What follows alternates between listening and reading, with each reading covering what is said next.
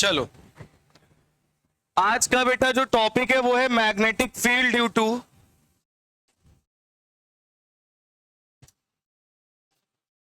Magnetic field due to straight current carrying wire.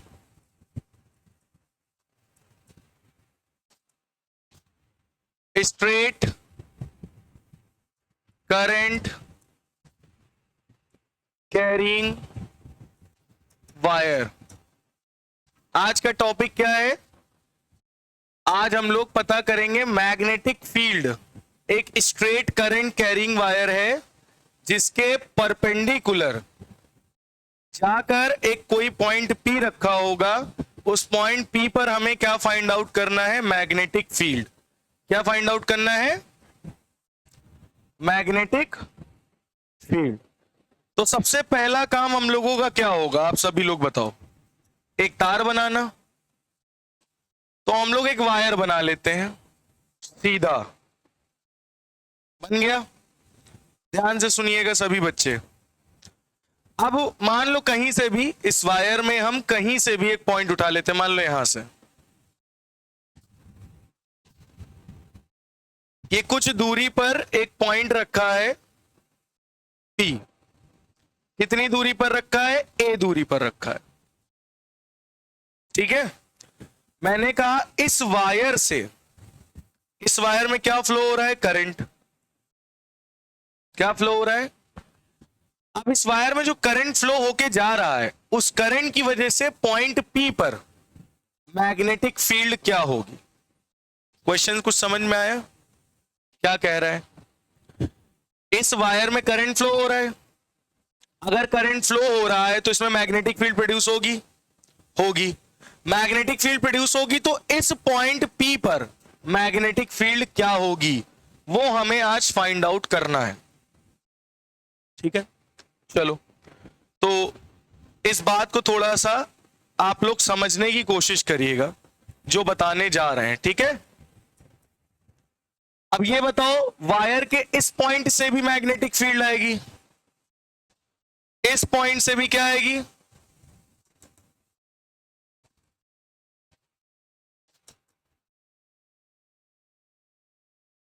Magnetic field आएगी। आएगी या नहीं आएगी?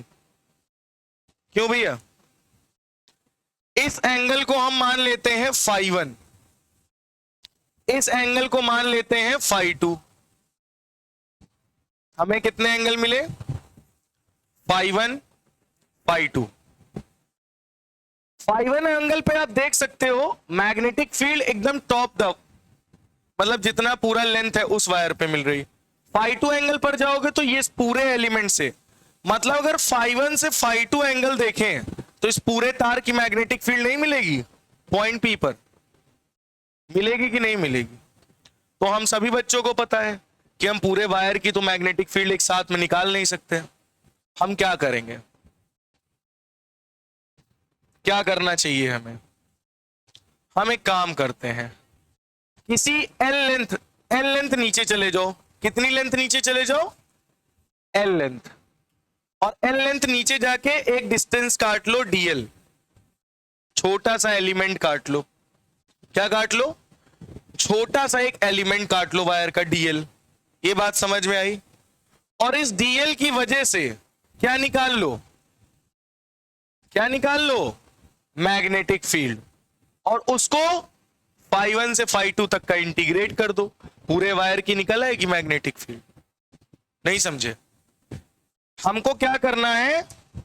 हम लोग क्या करेंगे, इस एल लेंथ पे एक DL वायर, DL एलिमेंट, छोटा सा एलिमेंट काट लिया। और छोटा सा एलिमेंट काटने के बाद इस पॉइंट P पर इस DL लेंथ की वजह से, DL एलिमेंट की वजह से क्या निकाल लो? Magnetic field. अब आपको पता होगा हम इस करंट, DL लेंथ और इस रेडियस के बीच की दूरी, ये R दूरी है, इनके बीच की एंगल को क्या बोलते थे? थीटा। बट अभी हम थीटा यहां नहीं लेंगे, थीटा हम लोग इसको मानेंगे। क्योंकि हम थीटा जब वेरी करेंगे तो हमें क्या निकल के मिलेगी? Magnetic field. क्या मिलेगी? अब तुम कुछ सोचो, इससे हल्का सा नीचे आए, मतलब मान लो थीटा 0 हुआ, थोड़ी देर के दिमाग लगाओ, थीटा 0 हुआ तो इस पार्ट की मैग्नेटिक फील्ड निकल के आएगी। थीटा 2 डिग्री हुआ, इस पार्ट की मैग्नेटिक फील्ड आएगी। थीटा 30 डिग्री हुआ, इस पार्ट की मैग्नेटिक फील्ड आएगी। थीटा 60 डिग्री हुआ, इस पार्ट की मैग्नेटिक फील्ड आएगी। थीटा 90 डिग्री हुआ, इस पार्ट की मैग्नेटिक फील्ड आएगी। मतलब थीटा जैसे जैसे बढ़ाते जाओगे पूरे वायर की मैग्नेटिक फील्ड निकलती चली जाएगी। तो मतलब हमें थीटा को क्या कर देना है, वेरी, इसलिए मैंने इसको थीटा माना। अगर ये थीटा है तो ये कितना है 90, अगर ये थीटा ये 90 तो ये वाला 90 माइनस थीटा। बोलो कुछ समझ में आया? अभी नोट मत करो, अभी समझने की कोशिश करो।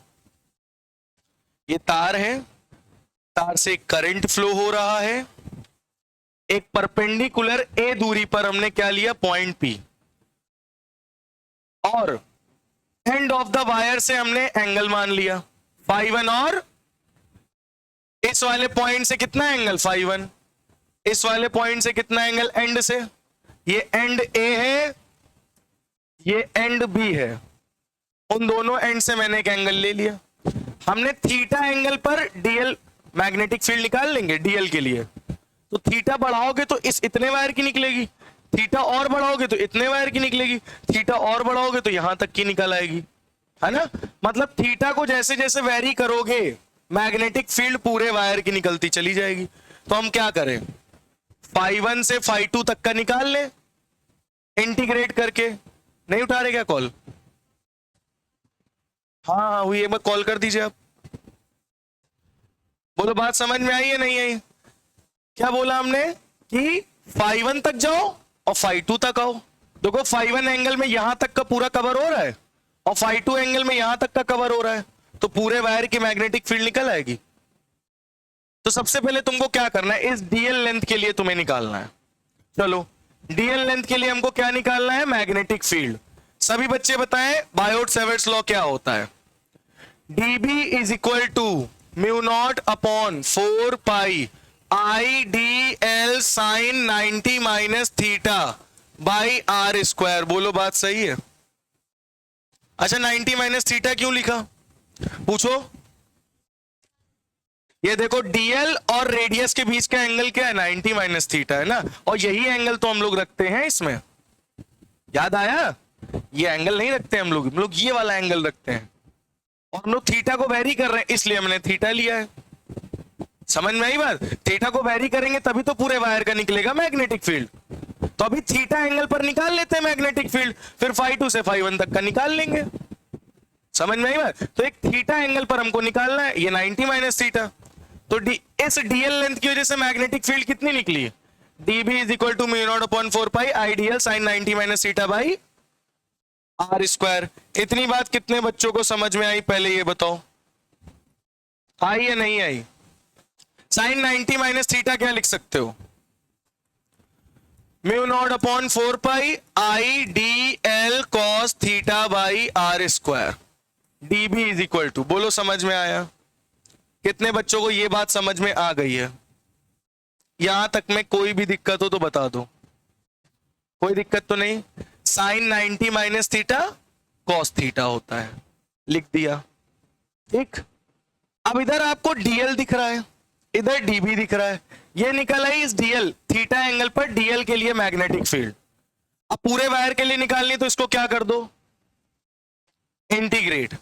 अच्छा ये थीटा के ऊपर वाला प्लस होगा, नीचे वाला माइनस होगा, तो कहां से कहां तक का वो निकाला जाए बताओ, φ1 से φ2 या φ2 से φ1, बताओ।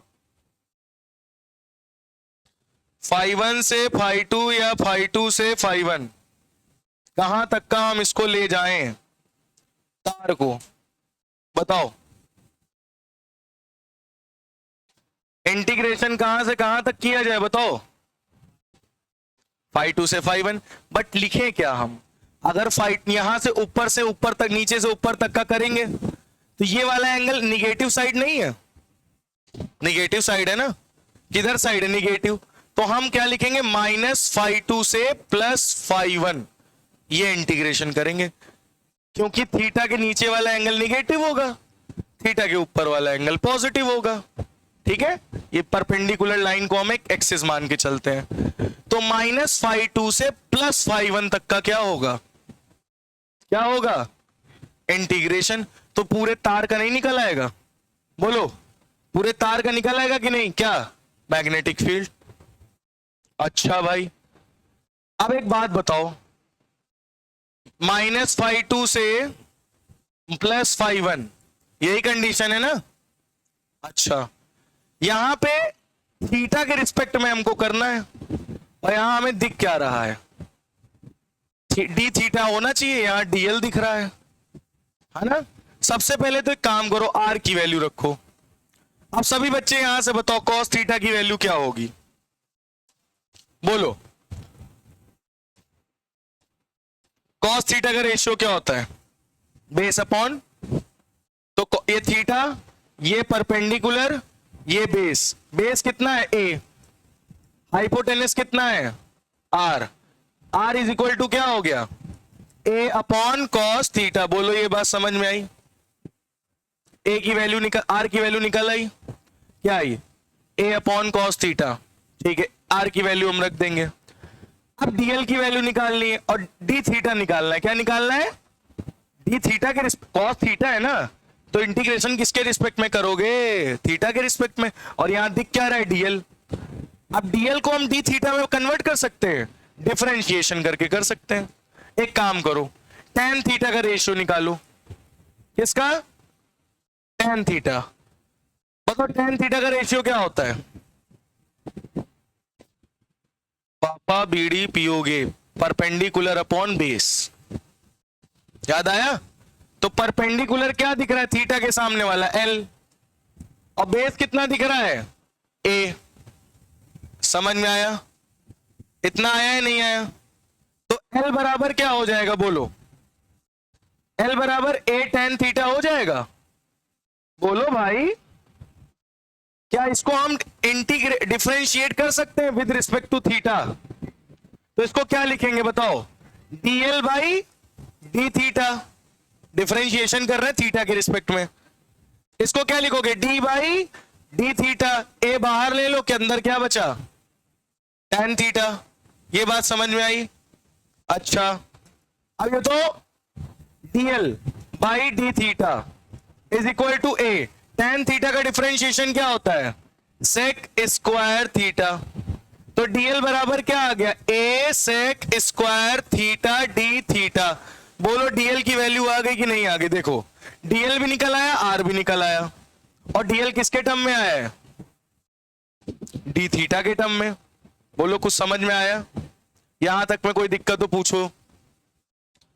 भाई मैंने क्या किया, डीएल लेंथ के लिए मैग्नेटिक फील्ड निकाली, साइन क्या रखा, 90 माइनस थीटा, क्या रखा, 90 minus theta. Sine 90 minus theta क्या होता है, कॉस थीटा।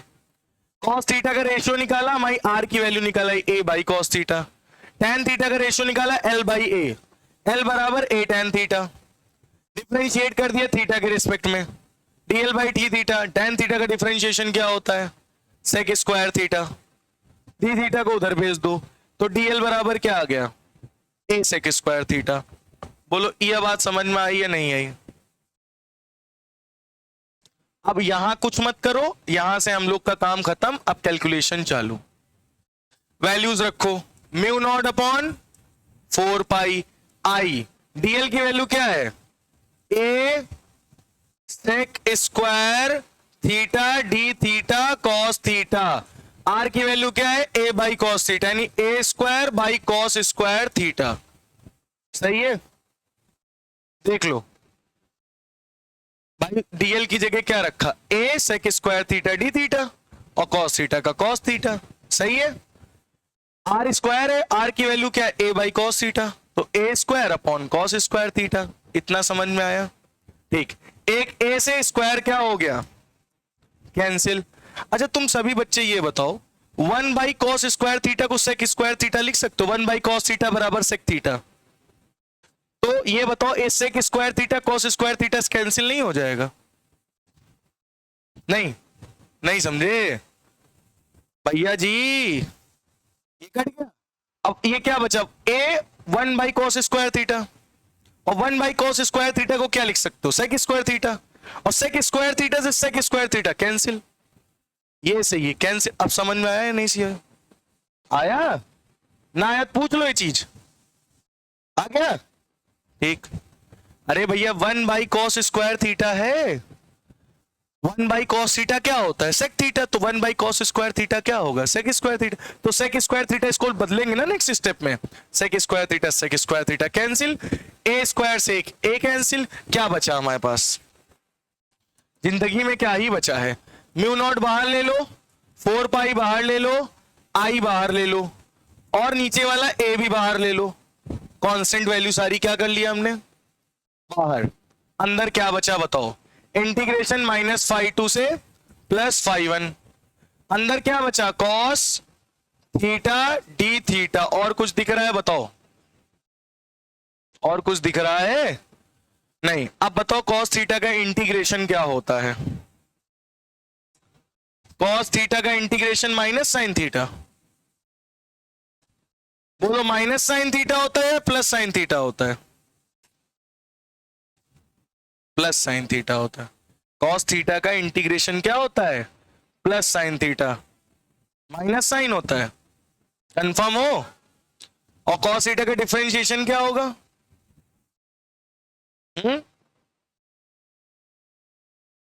हाँ इंटीग्रेशन sin थीटा होता है, नहीं समझ में आया, cos थीटा का क्या बोलोगे, इंटीग्रेशन क्या होता है sin theta, positive negative differentiation में लगता है, तो μ0 I/4πa, इसका इंटीग्रेशन क्या आएगा sin थीटा, -φ2 से +φ1, बोलो बात समझ में आई है नहीं आई, आई है नहीं आई। अब एक बार यहां थीटा की जगह क्या रखेंगे, अपर लिमिट, फिर माइनस, फिर क्या रखेंगे लोअर लिमिट, इतना तो आता ही होगा या नहीं, आता है ना, तो क्या लिखोगे μ0 I/4πa sin φ1 प्लस का है माइनस साइन माइनस का φ2, बोलो समझ में आया। एक बार थीटा की जगह क्या रखा अपर लिमिट, एक बार क्या रखा लोअर लिमिट, नहीं फाई है, ये थीटा है वो सब फाई है, ठीक है। अब क्या करो, अच्छा ये बताओ ये माइनस का φ2 है, माइनस आगे नहीं आ जाएगा बाहर, तो ये माइनस माइनस क्या कर देगा, तो मैग्नेटिक फील्ड क्या आ गई, B is equal to μ0 I/4πa sine φ1 plus sine φ2, ये आ गया स्ट्रेट करंट कैरिंग वायर के लिए मैग्नेटिक फील्ड। समझ में आ गया है या नहीं, समझ में आया, इसको नोट कर लीजिए आप लोग।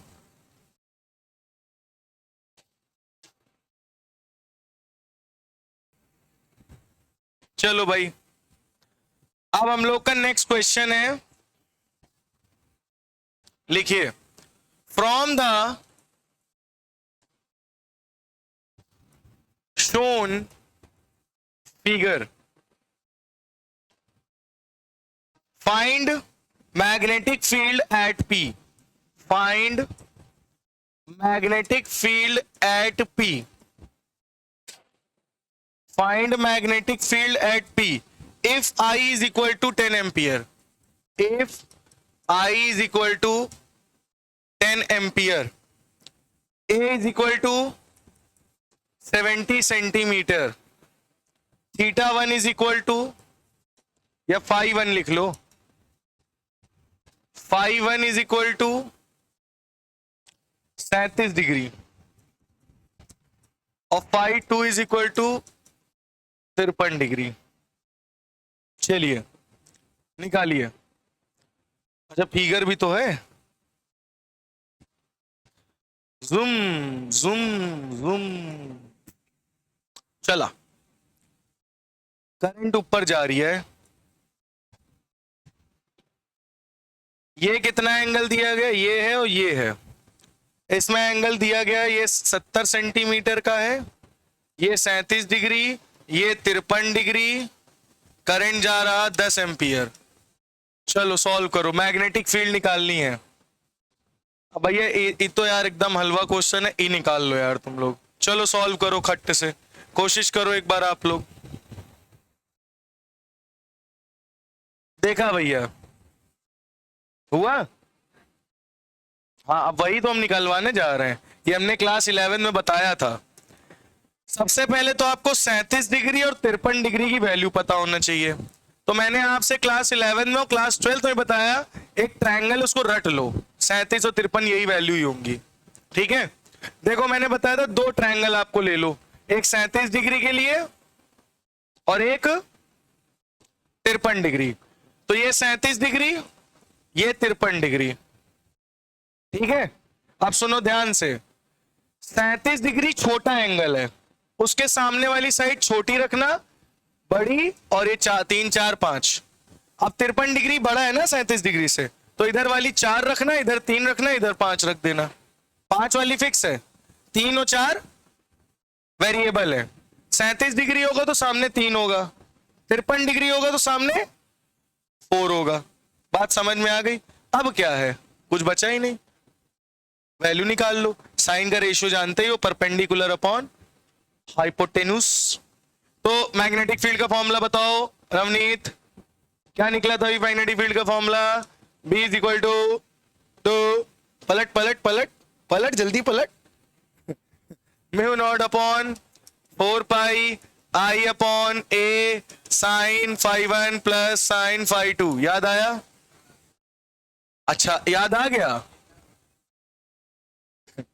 याद आया? चलो 4 पाई म्यू नॉट अपॉन 4 पाई की वैल्यू 10 की पावर -7 इंटू आई की वैल्यू 10 एम्पियर, ए की वैल्यू 70 सेंटीमीटर यानी 0.7 मीटर।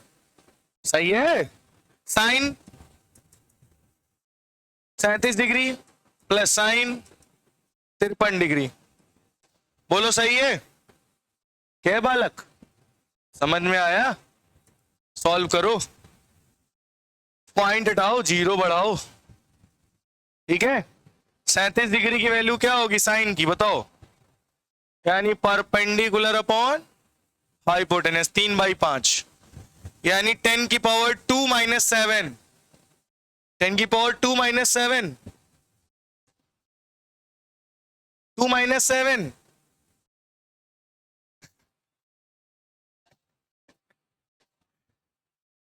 दो -7 क्या होता है?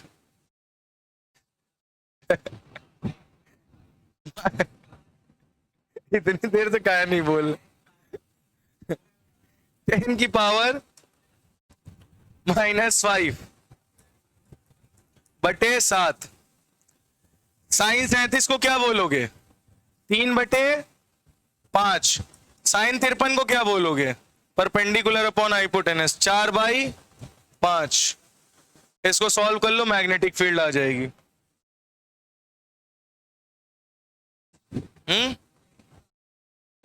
अब देखो ये आ जाएगा 10 की पावर -5/7 इंटू 4 3 7/5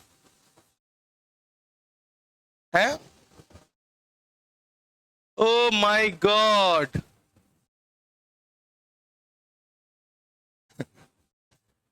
तीन प्लस 4 7, 7 से 7 कैंसिल, 1/5 क्या होता है? 1/5 क्या होता है? 0.2। 0.2 इंटू 10 की पावर -5 टेस्ला मैग्नेटिक फील्ड। अभी सही लिखा है गलत है? सही लिखा है गलत है? यूनिट भी लिख दी है, गलत है। डायरेक्शन नहीं लिखी अभी। करंट किधर जा रहा? ऊपर। डायरेक्शन क्या होगी? इनवर्ड। इनवर्ड की डायरेक्शन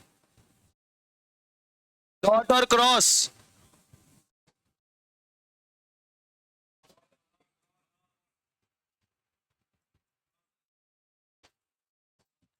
इनवर्ड, ठीक है।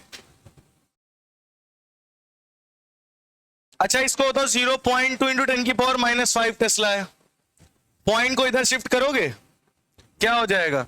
2 इंटू 10 की पावर -6। सॉल्व। समझ में आया कुछ या नहीं?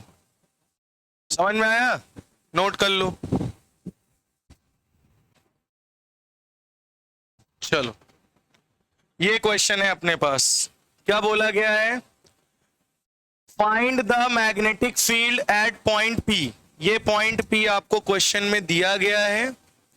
Due to straight current segment wire है, तो भी 6 सेंटीमीटर का लेंथ है, carrying a current 5 ampere, mu naught is equal to 4 pi into 10⁻⁷ दे रखा है। ठीक है, ये ऑप्शन दे रखे हैं। चलिए, अगर देखो, सबसे पहले हमें क्या पता होना चाहिए? फॉर्मूला और वैल्यूज। फॉर्मूला क्या होता है सभी बच्चे बताएं जरा। P is equal to mu not upon 4 pi into I upon A sine φ1 plus sine φ2। याद आया बेटा? यहां पे हमें I पता है, हाँ। A पता है, A पता है, A पता है नहीं। A निकालो पहले। ये 5 है, ये पूरा 6 है, पूरा 6 है, तो ये 3 और 3 नहीं होगा। अगर ये 5 ये 3, तो पाइथागोरस थ्योरम लगाओगे, ये आ गया 4, ये आ गया। अब एंगल निकालते हैं। क्या निकालते हैं? एंगल। ध्यान से सुनना। 3 4 5 ट्रायंगल याद आया कोई? 3 4 5 का ट्रायंगल याद आया? याद आया होगा। ये एंगल, ये एंगल, इस एंगल के सामने वाली साइड कौन सी? 3, यानी कौन सा एंगल होगा? 37 डिग्री। 3 4 5 का ट्रायंगल कहीं भी दिखे तो 3 के सामने वाला एंगल 37, 4 के सामने वाला एंगल 53, हमेशा। हाँ, और हमें यही तो एंगल पता करना है। ये भी 37, ये भी 3 4 5, ये भी 37। लो, φ1 φ2 की वैल्यू पता चल गई, गेम खत्म। बस इतना ही था इसमें, अब सॉल्व करना है। नहीं समझ में आया भाई? 3 4 5 है, 3 के सामने वाला एंगल कौन सा होता है? 37। 3 के सामने वाला एंगल 37। बस अब वैल्यू रखो, सॉल्व करो। चलो, म्यू नॉट अपॉन 4 पाई, आई की वैल्यू 5 एम्पियर, ए की वैल्यू 4 सेंटीमीटर, मीटर को बदलोगे तो 4 into 10⁻⁻2 sine 37 degree plus sine 37 degree. कुछ समझ में आया या नहीं? बोलो, समझ में आया कि नहीं है? अब तुम लोग ये बताओ, म्यू नॉट अपॉन 4 पाई की वैल्यू क्या होती है? क्या होती है? 10⁻⁷ इंटू 5 अपॉन 4 इंटू 10⁻⁻2 साइन 37 की वैल्यू क्या होती? तो म्यू नॉट रखोगी, 4 पाई इंटू 10⁻⁷, 4 पाई से 4 पाई कैंसिल, 10⁻⁷ ही तो बचेगा। समझ में आया? म्यू नॉट की वैल्यू क्या है वो यहां रख दो, 4 पाई 4 पाई कैंसिल, बात तो वही होगी। साइन 37 की वैल्यू परपेंडिकुलर अपॉन हाइपोटेनस, 3/5, यही बोलोगे ना? तो 3/5 प्लस 3/5, बहुत बढ़िया। अब बताओ क्या करा जाए? 3/5, 3/5, एलसीएम 5, ऊपर 3 प्लस 3 6, यानी 5 into 6 upon 5 into 4 into 10⁻⁷ into 10⁻+2 -2 ऊपर जाएगा, क्या हो जाएगा? क्या हो जाएगा? आया समझ में? नहीं आया? बोलो, नहीं आया? आया? ठीक। 5 से 5 का खेला खत्म, 2 2 जा 4, 2 3 जा 6, 1.5 इंटू 10⁻⁻5 टेस्ला, बी, खेला खत्म। अभी सही लिखा है मैंने? गलत है। अभी हमको क्या करना पड़ेगा? डायरेक्शन। चलो बताओ, करंट इधर जा रहा है, करंट मैग्नेटिक फील्ड किधर आएगी? बाहर, आउटवर्ड। आउटवर्ड का क्या होता है डायरेक्शन? ऑप्शन नंबर आ गया समझ में? नहीं आया? नोट कर लो। नोट कर लीजिए, बस आज यहीं पे रुकेंगे हम लोग।